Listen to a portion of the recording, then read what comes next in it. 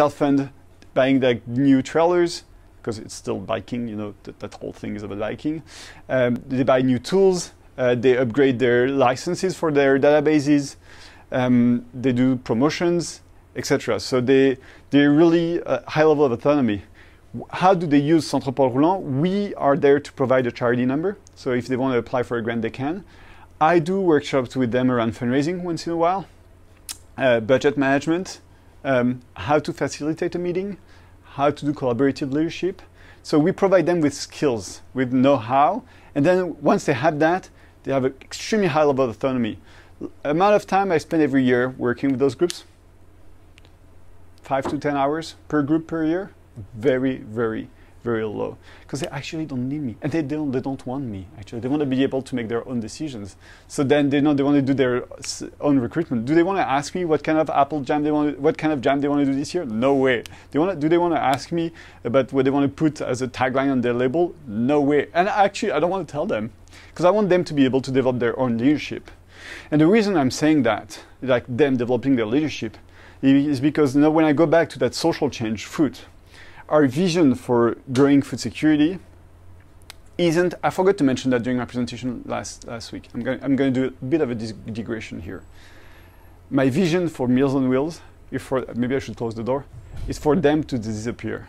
I'm not interested in having Meals on Wheels anymore. That's not the model that I want to develop. I want to build resilient communities that take care of each other.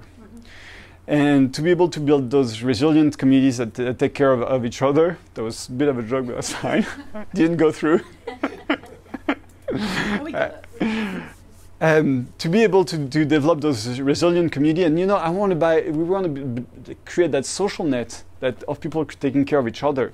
I'm sorry, but the Meals on Wheels are not part of that vision, because you will have a neighbor taking care of you. Mm-hmm. You will have a family within your spacing, and you will have people who are passionate about growing food, and you will have people who are passionate about cooking food, and you will have people who are passionate about exchanging food. You will have people who are passionate about having intergenerational communications. Like, I'm tired of doing cooking workshops about things that our grandparents, they knew so well how to do. So we started doing intergenerational cooking skills. It's like seniors teaching how to cook to young people. It works so well. People love it. It really sells out every single time.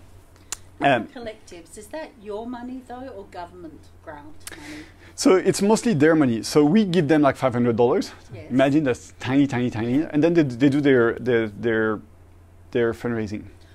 Because I was thinking about the accountability and reporting back. Yeah. If it was government money, there's always strings attached and always reporting. So yes, that is very important that you say that. And whenever we ask them, if ever you apply for a grant, you might want to talk to us, because we don't want to be two applying to the same grant, especially since they're using our charity number. Mm-hmm. But we do have, and I might touch on that, I think Friday with a conversation with some of you, we have a whole fundraising department at the Roulant, where we have 4 people that are fully dedicated to fundraising. So they're connected to that. But then if I take the example of the bike shop, to be a bike shop member, bike shop member allows you to use the bike shop anytime you want throughout the whole year for $15. So $15 is like Canadian, it's like $20, probably $20 Australian.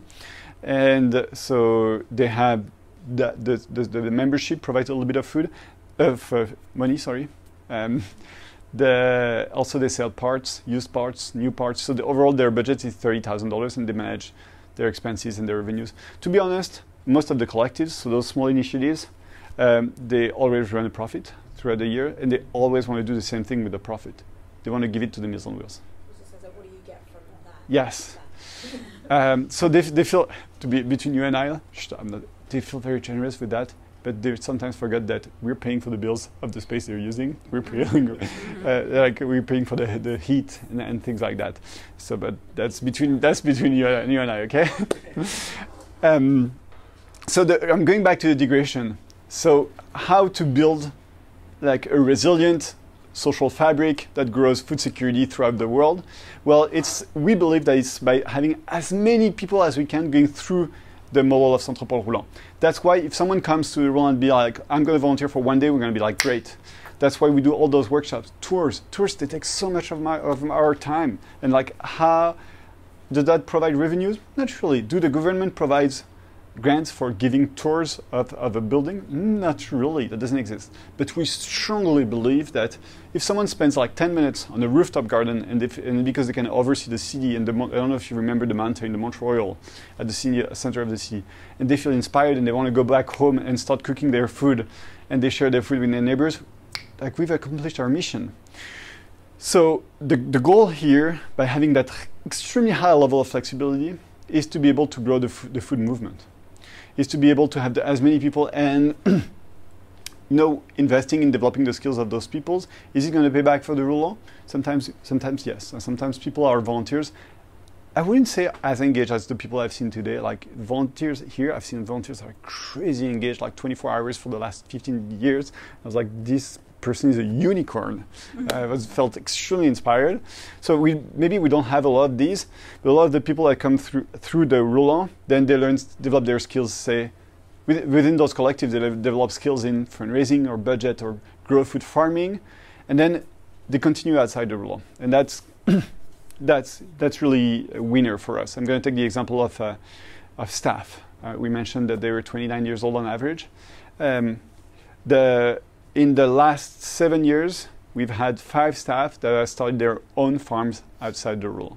So they go through the Roulant, they learn how to farm, and then like a few years after, they start their own farm outside the Roulant. That's like such a huge victory for us. There's a Meals on Wheels that was created in France that is called Marmite Roulante, so that sounds like Popote Roulante, which is what we do, Santropol Roulant. And they just came to the Roulant. They volunteered for 3 months. They volunteered everywhere, in all the departments of the organization, admin, etc. Went back to France, started the Meals on Wheels in Lyon, worked super well. They've been in business for 5 years now. That's totally a winner for us. So it's really the way we see the movement growing. So let's do time check. Time check. We're good, I think. I'm maybe going to touch on the recruitment and retention. So where do we promote? Where do we recruit?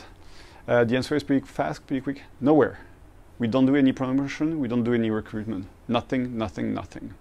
What we do is like trying to do our work the best we can with the activities that are pretty appealing. So doing a lot of workshops, doing a lot of tours, doing a lot of events. Our events are fun. There's always a lot of music, a lot of food. Super important. People come to our events mostly for food. They want to see us a little bit. They want to see our food a lot. So we provide food and things like that, and that gets people engaged. But what really keeps people engaged is that the amount of flexibility. If you're a student, you can come and volunteer. If you're a worker, you volunteer on Saturdays. You volunteer in the evening. There's activities from Monday 8 a.m. to Saturday 8 p.m. There's activities all the times, and you can sign up for whatever you want. So we'd rather put time and energy into providing a high quality service, a great experience. So millennial, they're all about the experience. And I've mentioned, I think during the presentation, I touched on our relationship with Airbnb that I thought it's all the stories that I'm very interested in sharing. So Airbnb, they approached us because, when you go to the front page, the welcome page, I don't know if you've seen that recently, there's 2 things. There's housing and experiences. And the reason they do that is so that it's appealing to the millennials. And that's the experience I have with millennials. Provide them with a great experience, they're going to be like crazy engaged, and they're super smart, and their level of knowledge and their level of skills is like crazy good, as long as you provide them with an experience. And Airbnb got that, and we're trying to get that too. Mm-hmm.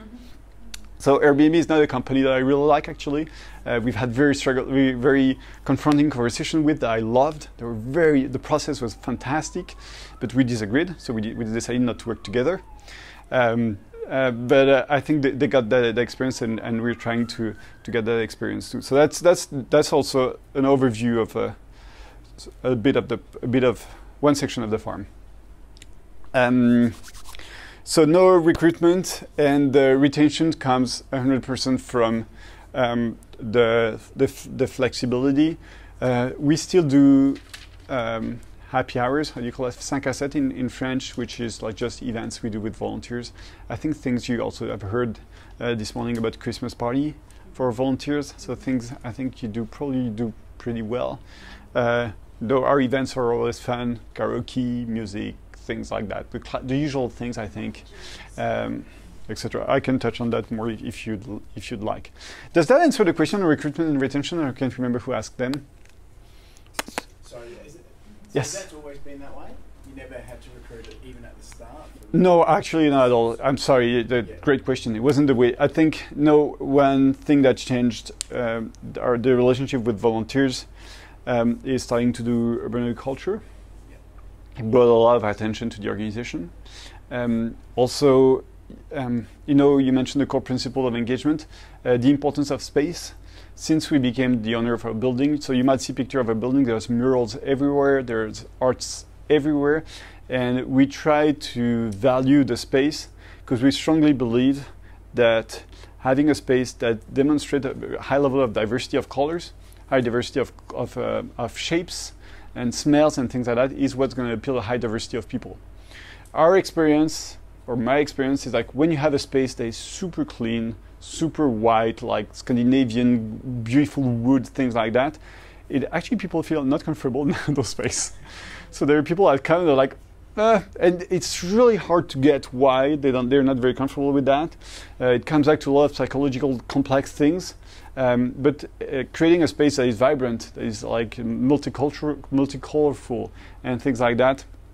Yeah, so that's one of our space that's on the terrace. So that's a screen we use. That's white because we project movies on like big collectives, things like that. But that we always trying to do murals everywhere, and it gives you an idea. So I don't actually remember what that event was. It was probably super fun. Don't remember. Yeah, does that answer your question? Yeah. Okay. With the recruitment side of it, what training do you have to do to ensure that people know what they have to do? Great That's question. a big part of what we have to do. Great question. So actually, the funny part is that when a new staff starts, and we think of the training of the new staff, the story we share with them is we're always like, don't worry about your training, the volunteers are going to be training you. So the training, a lot of the training happened through the people that have more seniority and things like that. They're really part of the cultures and things like that. So we do those welcome sessions. They're an hour and a half, and during those sessions, we share with them the bare minimum in terms of food security and what to do with the meals when people are not home, for example. Like it's very similar to actually what you do. And once they've done that, except on the meal deliveries, there's always a staff that is on one of the shifts. So we're, being 20 or 30 staff, it means that we're still a pretty big staff for Meals on Wheels, and there's always one staff member that is with the group. So say you are at the farm with 7 volunteers, one of the 7 people is going to be a staff member. So it happens on the spot. Yeah. And the preparing the meals, because that's a big part of what we do around the food safety preparation. We have very high regulations on us. Do you have similar? So our regulation is much lower than yours from what I've seen this morning, honestly. Your regulation are much higher than what we have. So what we have to do is you wear a hat, you wash your hands, and you're good pretty much. And then the rest is being managed by the staff. Like taking the temperature of the meals, staff does that, not the volunteer. So I think that it applies for the kitchen. It also applies for the growing your own food. I think here is a little bit more complicated than it is for us. So I'm fully aware of that.